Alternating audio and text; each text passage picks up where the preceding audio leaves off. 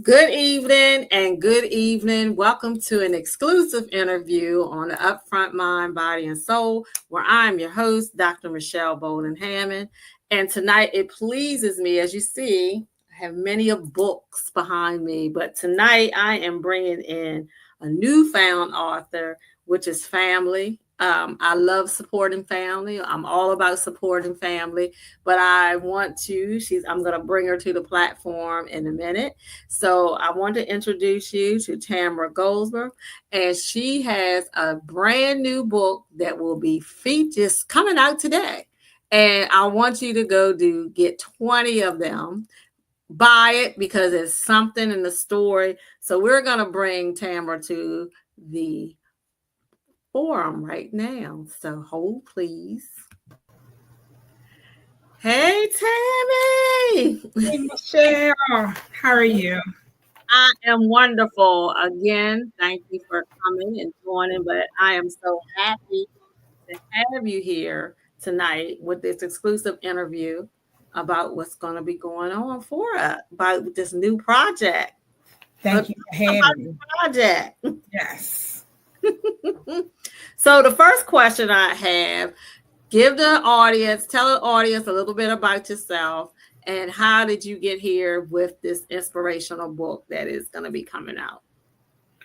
Well, again, my name is Tamara. You introduced me already. This is my first book. I decided to write a book. We all have a story. So I decided to share a story. It took me a second to really come up with how I wanted it to come out.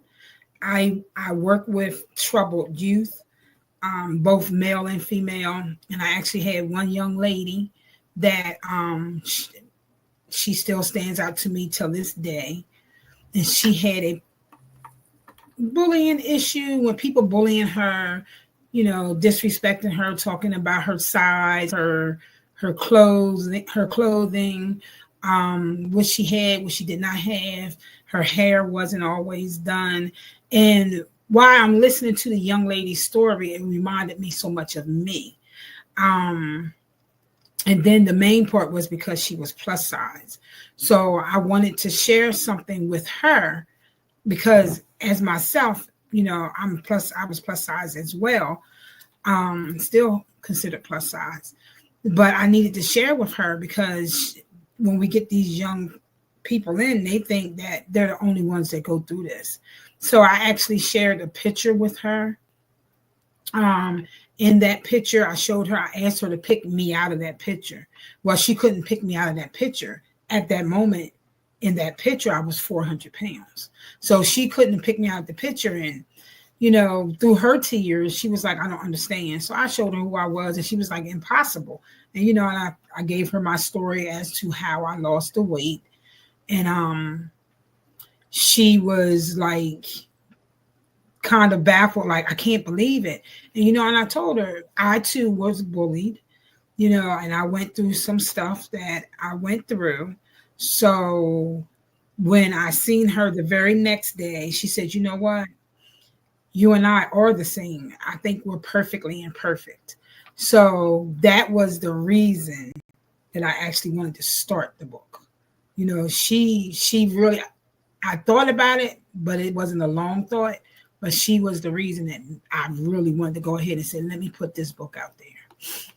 I love it. I love it. I love it. I love it. And then, when we writing these type of stories, it can be challenging because again, it's your story. Very much. So that leads us to the next question. What Tammy, what was the most challenging part of the writing process for you? And I hope I can do this without crying. We love tears. We love tears. When my dad passed away, I was in the process of writing it myself and getting it all together and getting the story in my head. And then dad took sick. So once my daddy took sick, I kind of, pushed myself away from it. I had got and I still have, a life coach because of the fact that I'm a huge procrastinator. So, she was coaching me on and, talking me in. But then when daddy passed away, it was like, no, I don't want to do anything. And then I kept on saying to myself, what would my dad say? What would my dad say? Because he definitely wasn't big on quitting. He didn't like quitting. He didn't like people to lose a sport and cry. So I was like, I gotta do this. So I finally willed myself after a while, and I went ahead and I started to putting it together and got back into my writing. Yeah. So, and sometimes it takes those things to bring us into the gap of that. And that's what you have to listen to sometimes. You have to listen to what's behind and what will move on. What will move on. What would Cousin Bobby be proud of? And, he's going to be looking at you down when you do the first book sign. And so, his presence and stuff is going to be there. Mm-hmm. So, sometimes it can be very challenging, but also sometimes, do I really want to put this? It's challenging within ourselves. Do I really want to put this out here? So, I know how you feel. I definitely, pardon me. I definitely was another huge challenge because I'm so private. And because of the fact that I was always talked upon. Somebody always spoke on me and spoke of my name. I was like, do I really want people in my life? Because some people know certain things, but nobody knows everything. Right. And my one favorite saying is, it's my truth. No matter what someone else believes or says or what they think they might know, it's my truth. So I just wanted to share it, So hey, that's wonderful. And there it is. The truth is. The truth is. So as you know, that this book is specifically her telling her story. Mm-hmm. So we know that you're connected. So what part of the book, just not give them just a little snippet, that you really, really feel connected to? I know, of course, it'll be all of it because it's you. Right. But what was the specific main thing that you feel most connected to? Like, yeah, I did this and I'm going to get this out here and what's going to be happening. So you're really trying to make me cry today. So again, Dad, I always knew my daddy loved me. He loved my siblings. We already knew that. But the one time when there was this, I don't want to really spill it, but there was a situation, and I did not know that my daddy was at home because mommy and daddy moved as a team. You see one, you see the other one. Not many times that you've seen, one without the other one.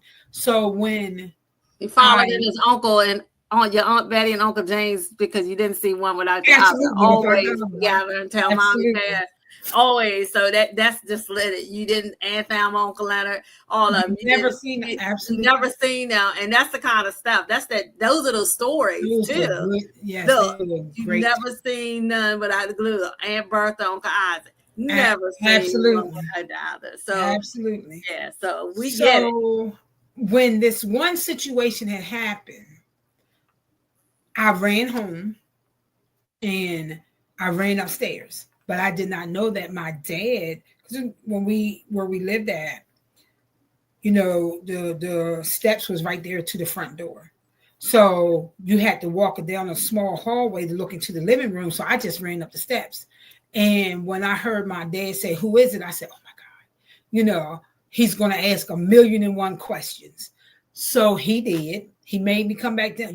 We ain't say all that no, and I'm not coming, or no, I'm all right, and no, I'm in the bathroom. He wasn't trying to hear any of that.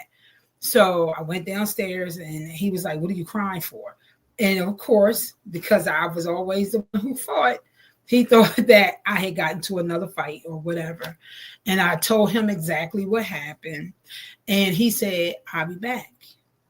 My dad left. I was like, something's wrong. No technology like now.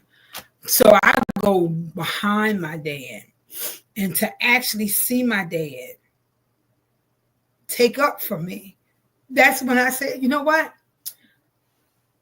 That's love unconditionally. I don't think there's a lot of people understand what unconditional love is. When my dad done that, and I'm talking about I was a teenager, I can tell you I wasn't even in high school yet. And when my dad done that, that's when I was like, I love my daddy.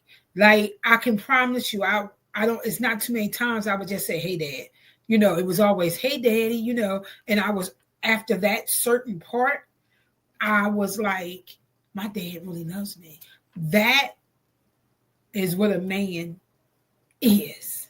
You know what I'm saying? And that's what really sticks out to me. And it took me a while to write it. Ooh, I lost it a few times. Went to sleep and got back up. Went back to sleep. Some days went, but I got through that part. But that is the part that really, really stands out to me. Okay. So we're going to take a quick break and we're going to come right back. So we're going to come back and hear more, but you're also going to get to see what this book is going to come out that came out today. So we're going to take a quick break and we'll be right back.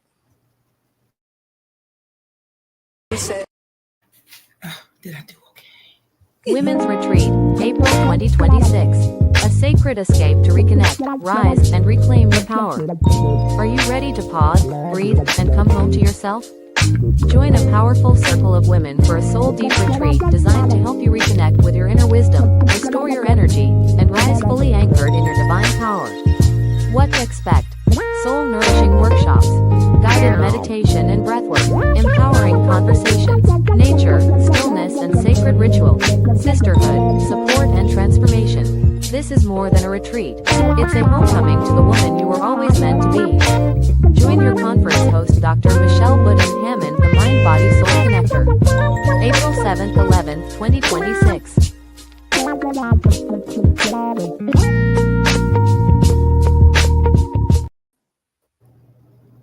Welcome back. We just took our break there, and right there you see something that we're looking forward to have you aboard with us next year on 2026 for our Upfront Mind, Body, and Soul retreat, anchored in her power. And right now, what you're talking about, Tammy, is being anchored in your power when you having your story of walking a pound in your shoes. So look, audience, I want to give you a quick view of what this looks like. Okay, so stick right here and we're going to show you what it's all about, what you're going to see, what is coming through. I am so, again, I want to say I'm very proud of you. I am happy this is happening. That is it. Walk a pound in my shoes has hit Amazon today. So what you will do is go right after this. You're going to go and get this book because we get ready to dig a little bit deeper and say what else is coming in there. So now, as I'm talking to you readers and those viewers that are here, who is going to be your ideal reader, Tammy? Who is that going to be? And what do you hope that they take away from this book? So can I go back just for a second? Because of the fact that it started in my childhood life, I want my target audience to be a little bit of everyone, not even a little bit of everyone, but everyone. Because we shun a lot of people and a lot of things, And bullying is real. And it's worse now today because when we were growing up, there wasn't the internet. Right. And it wasn't all of these different platforms. I'm still learning. One of the youth at my job was telling me about something, and I was like, well, what is that? Like, I still can't even remember the name of it, and she was like, oh, well, I had a friend, Julie, or whatever the name was, she took her life because they was teasing her because she was gay. And I was like, wait a minute.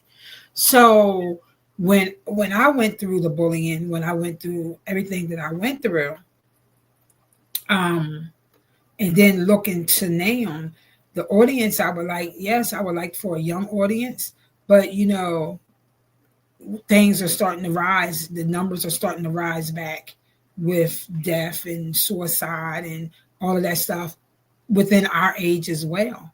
So, I would love to go around, of course, speak to different schools, go to different events. I would love to go and talk to women groups. And I worked with a man when I was at the county jail. He was abused by his wife. So it's not just women being abused or young girls being abused. It's also men who are being abused. And I just want to go out, and let them know, not even just abused, but bullied. I want them to know, that it's not okay and you can make it through. And I just want to help people who might want to see it, want to go get out, but don't see a way out, or who might want to speak up about the bullying, but don't know how to speak up. At least go and tell someone. So that's where I'm at right now. Okay, great. Now, as you was writing, did you have anything that come up that would surprise you that you even done? Because like we said earlier, I know sometimes when we get into these formats of writing, you be like, oh, I thought about that. But then is there any specific thing? And I mean, you don't have to share if you don't want to, but yeah. Was there anything special moment that, that surprised you in this process?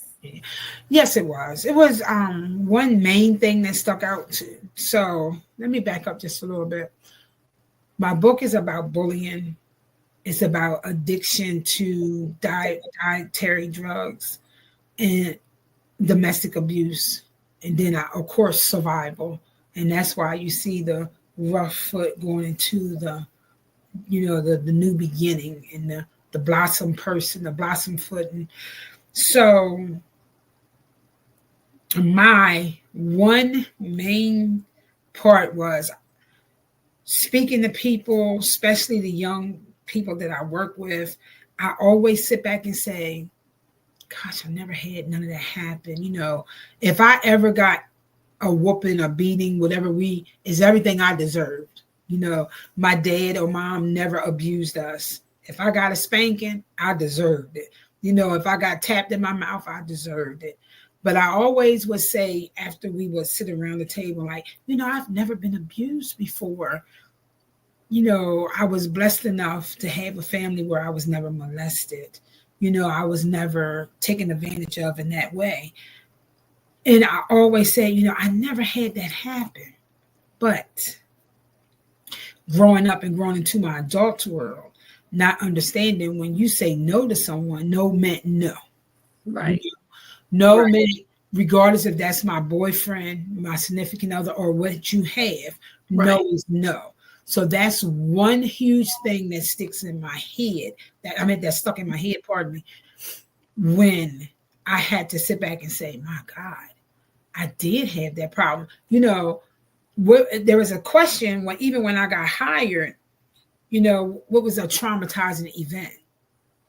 And I never, until I wrote this book, I was like, my God, that was traumatizing. You know what I'm saying? Like, oh, wait a minute. That was a big event, because there were times when I said no. But I'm thinking, well, we do go together. He is my boyfriend. I consider him as. So I'm thinking that it's okay. But now today, I'm knowing and understanding it's not okay. And no meant no, regardless of who you are. Right. boyfriend, husband, whatever. It doesn't matter. If you say no, no is no. So Right. that's one of the biggest things that stuck to me when I was writing. All right. So, any book signings or anything else that's coming up? And then the next question is, will there be a part 2 to this book? Yes. So I do have one soft, I guess I want to call it a soft launching, which that will be here in Salisbury on July the 18th at 6 p.m. to 8 p.m. It's called the Pemberton Coffee Shop. The lady that owns it, it's a nice, quiet, intimate spot. It's big enough for me to, maybe read a couple of pages. Is also to sit back and meet and greet with people and sign, the book. And just sit back and talk to get to know, let other people know why I actually wrote the book and what the book is about.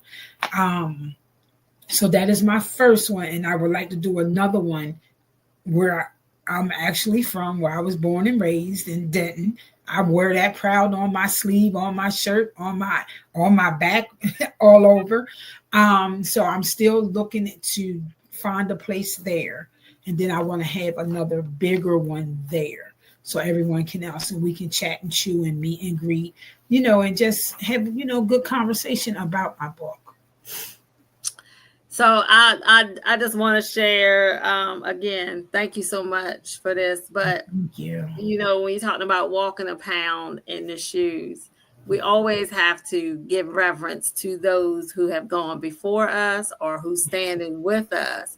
Because like you said, you give representation to your Caroline County roots. Yes. And then you got history in your family lineage. We have history in there. Yes, we do. Listen, because your mom was the first African-American woman to hold the office. Yep. To hold the office of being a mayor of a town. So, yeah. So that is just wonderful. I'm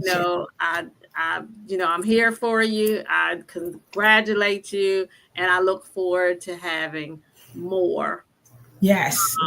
There will be another one sometime in the future. Yeah. There we go. So again, everyone, we're going to share this. We need you to go and purchase. Look, you heard it, bullying. You heard it. I know something you can find yourself of somewhat in this story of walking a pound in your shoes. Because you know what? As you walking, here's the thing. The question I'm going to throw out to you, what is your pace? Is you moderate? We're going to ask, are you going to be moderate or brisk and free? What are you going to do to make this right, to get the pounds off? So, we want to get that baggage off from us. And that doesn't just mean the weight. It's the weight of what we have it inside. So again, Tammy, I want to say thank you so much for coming on here. And I look forward to the book signing. Again, keep us posted. We'll do what we need to do here and share for you here. I appreciate it. And audience, we'd like to thank you for tuning in for this Monday's night exclusive here. And you know what? I'm on break on season, but what you'll see, we'll be coming back. And again, if there's anything that always leave out with the segment of saying, if you feel that you're not loved, just know that you are loved here at the Upfront Mind, Body, and Soul. Until we see you again, stay blessed and be safe out here. Keep our country in prayer. Yes. That's one thing that we need most to definitely do. Yes. Our country in prayer right now. And we have never I would tell you, be wise, be vigilant, looking out here, look around in your surroundings right now, because we get ready to go through a transition of time. So yes, we are. I just tell you to be safe out there in these streets. Okay. Be blessed. We will talk to you soon. All right. Thank you.